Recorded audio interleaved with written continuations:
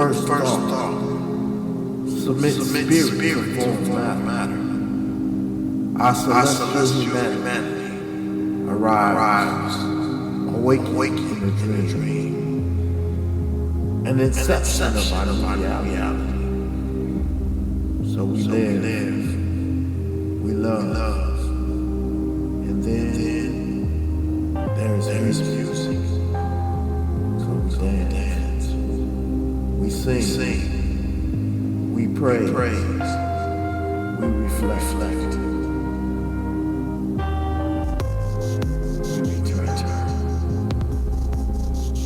In the infinite in between, the now that was, faces dance in our dreams. Some familiar, some Ascended Visions Radio. Cosmic composition. In the irrelevance of this time, we realize the passion of the random action, learning the lesson that the brotherhood of man is far more important than the ego of any individual. Imagination becomes the sound of thought, traveling at the speed of art. So we paint on the canvas of our ephemeral encounters, a masterpiece of memory that lives in the eternity of a child's.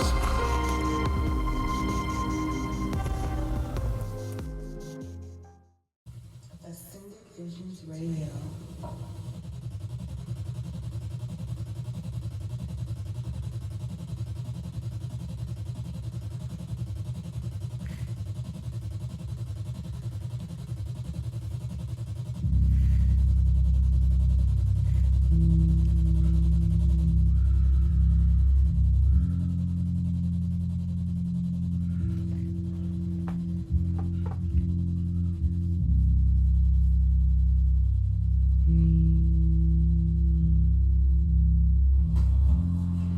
Long ago, there was born to a wealthy family a set of triplets, one boy and two girls.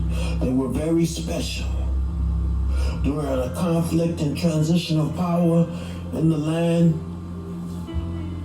that broke out into war, and a warlord kidnapped one of the daughters. He wanted her to bring blessings to their rule, but she rebelled, so they made her a servant.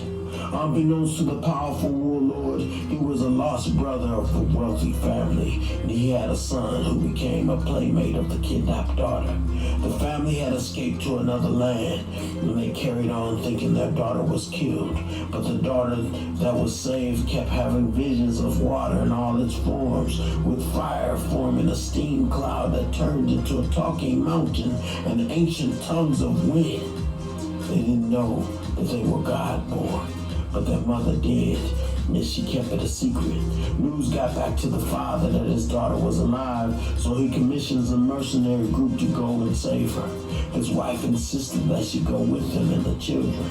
The warlord had spies. He learned of the wealthy family and kidnapped the father for a ransom, so now she had to go.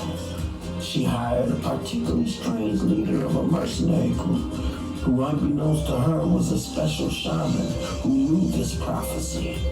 They traveled by craft to the deep jungles of Mount Nubia, where they battled the warlord. The shaman gathers the two children and the mother when the warlord all but decimates the mercenaries. It is time, he tells the mother. The shaman tells the mother, as the warlord demands the ransom. She says, time for what? For us to perish? They are all here. Amina? Ezekiel? Yes, he answers. I have the conduit. He opens his satchel and shows her a piece of crystal ether. She gathers the brother and sister and draws a circle around them in the soil.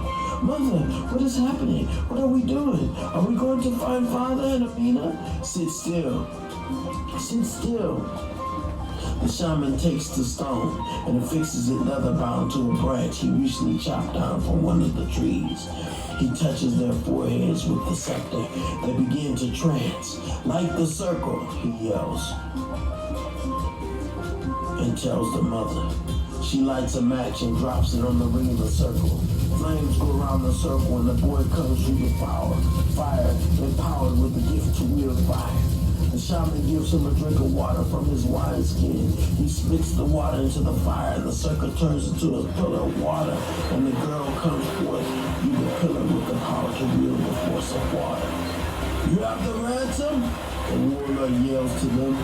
There will be no ransom. You will surrender the children and the father. The mother yells. Do you inspire their peril, queen? The warlord yells back. And just as she is about to challenge, the shaman tells the mother who the warlord is. He has a son. He is gifted as well. And he tells the girl and the boy to take up positions at 2 points around the warlord's camp. I will go, the shaman says. I must reach the other children. So he goes to meet the warlord where they mock him. A witch doctor versus a warlord. Your time is past, old one. He sees the children. Let me see the children. The shaman insists. Of course, if you have the ransom. The shaman shows him a bag of diamonds. And now that you have shown me the wealth of this family, you will go and get me more for the father. Just then, the warlord's son and the second daughter run up to the shaman. Uncle! The warlord is in shock. What is this? What sorcery do you wield, old man? Just then, he touches their foreheads and lifts the scepter to the sky. But the warlord warriors open fire. But the other two children take up the other positions of the camp. And a series of earth, wind, fire, and water attacks from the children take out the warriors. And the father emerges from his bonds inside the compound as the shaman and picks up the scepter. You don't even know who you are. The warriors run off in fear. The warlord is afraid, groveling on the ground. Who are you? Don't worry, I'm not going to kill you. Your fear is strictly your humanity, brother-in-law. Father always said you would lose your way down here, his sister says as she emerges with the children from the forest. Come, it is time to return home. I knew you never approved of my choice for a husband, but I didn't think you would resort to this. Perhaps it is only your humanity that has failed you. Dazed and confused, he tries to escape, but his sister touches his forehead and he returns to his divine form. What about him? The newly transformed brother asks, pointing to the fallen shaman. The father holds up the scepter. He will continue the story. The crystal ether scepter shoots a beam to the heavens, and they, all, the children, the brother, the sister, and the father, ascend into the heavens. The shaman's wounds heal, and he wakes up, grabs the scepter, and teleports back to Mapema, and searches for more members of the family of gods to complete their stories. The news reports that all was lost of the wealthy family.